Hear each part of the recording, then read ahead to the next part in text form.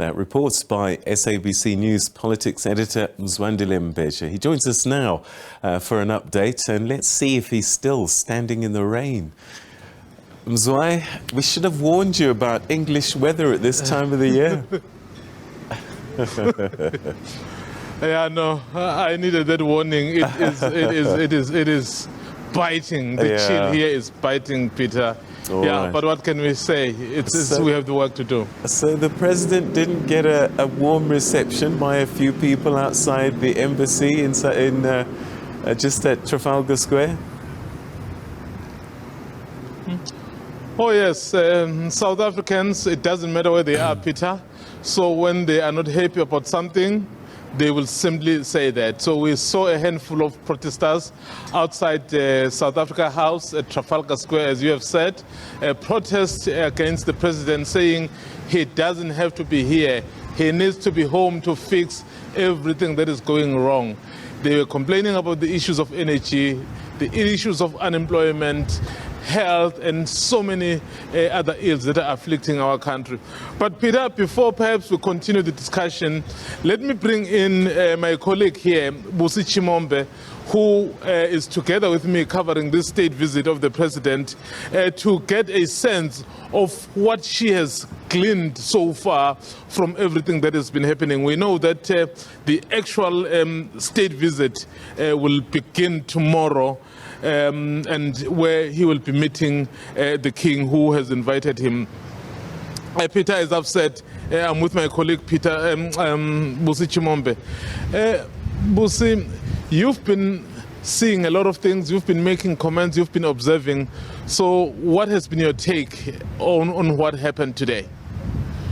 Well, in terms of what you were talking about, in terms of the DA protest, the silent protest, I think that, despite the fact that there were very few of them, I think there is generally a sense, you will know that there are a lot of South Africans. There's a big diaspora here of South Africans in London, but there's a feeling that a lot of them would like to be home, would prefer to be home rather than to be here, despite the opportunities. But issues of crime, corruption, as they've mentioned, are some of the things that they're saying are impeding their return. So one doesn't get the impression that they've necessarily abandoned the country, but rather are trying to push from this side to ensure that there is actually an improvement. I spoke to a couple of other people who live here, just ordinary South Africans, basically all saying that they really want a situation where there is a turnaround in terms of what is happening in South Africa. And this state visit and their opportunity to meet the president will be a chance to actually bring up some of those issues. What do you think of the timing of this visit, given that there are so many challenges back home? In fact, you'd see that other people are starting to complain, to say instead of addressing the challenges, he's running away from them. And of course, we know that these kinds of visits are quite important, even if they are meant to also address those challenges. You remember when I think this visit was announced, also the British media was not very flowery in some of the language. Well, not all of them. So the president himself is facing. Well, the truth of the matter is, when you're talking to the people that we've spoken to on the street, many of them don't actually know that this state visit is happening. So, you can't say that there is quite a bit of excitement here in London anyway about this trip. Some people don't even know that it's actually taking place. But just in terms of your question about whether or not he should be staying home and not globe-trotting, as some people say, the truth of the matter is, Mzwandile, one of the problems we have in the country is that we don't have enough investment into the country. And if you're going to try and get things like direct foreign investment, you are going to have to go out and be proactive about looking for it. And you will know that South Africa is one of Britain's largest trading partners, particularly in Africa, the largest trading partner. So if you're going to be looking for money to basically fund your economic reconstruction plan, that we have to kind of lift people out of poverty, particularly out after COVID-19, you're not going to be able to sit on your hands and basically hope it's going to come to you.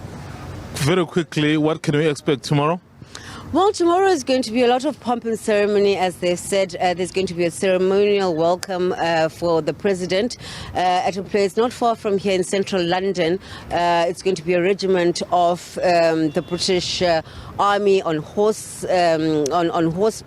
There's going to be a 63-gun salute, and then the president is going to be welcomed into Buckingham Palace. One of the interesting parts there is that there's an exhibition taking place at the palace at the moment that has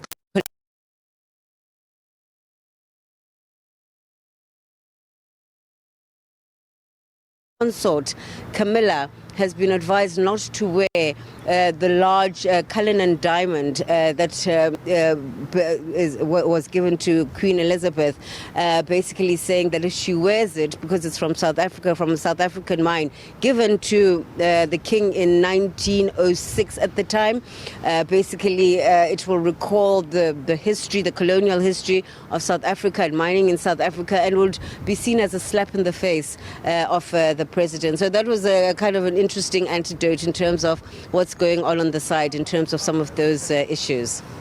Well, thank you very much, Busi. And we are together here. We'll be dealing with those issues, Peter, as she has eloquently put them.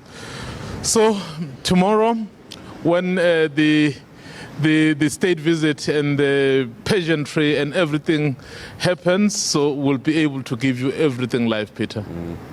Just to put it into perspective, Mzwandile, this isn't a small affair. This is not a small visit. It's not everybody that gets invited by Buckingham Palace to visit the country.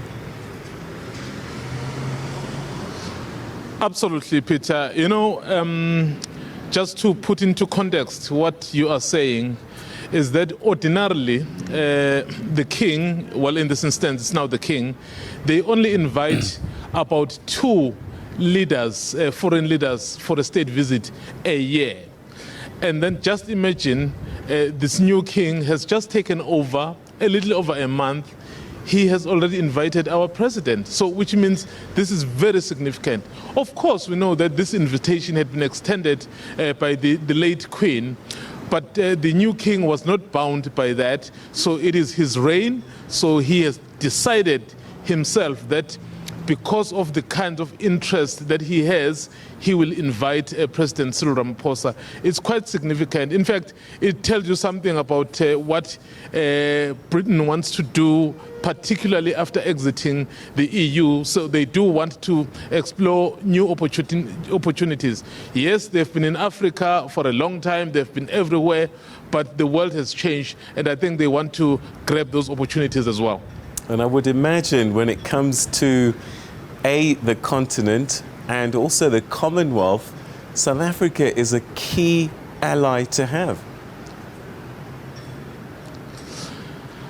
Certainly, and I think the king, even when he was still the prince, because you remember in the latter years, the queen was not traveling, so the prince was the one who was really key in the Commonwealth. In fact, one of the things that happened during the Commonwealth, one of the Commonwealth meetings where President Ramaphosa attended. So the king really showed a very huge interest in South Africa. Of course, he's a friend of South Africa. So I would say that because he's already been there. I remember he was there in 2006, in 1997, 2006, and 2013. So he's been a frequent visitor to South Africa as well. And then for him, and now as someone who's reigning over Commonwealth, it would be important to get strategic partners. South Africa is certainly that strategic partner. It's always been viewed as the gateway to the African continent. Yes, it's having its own challenges, but the infrastructure that the country still offers, it makes it easier for those who want to do business with. Mzwandile, we're going to leave it there. And listen, when you're in the UK, you've got to get a woolly hat, get some gloves and a scarf. Otherwise, you're never going to make it the next 2 days. Thanks for the update. Absolutely.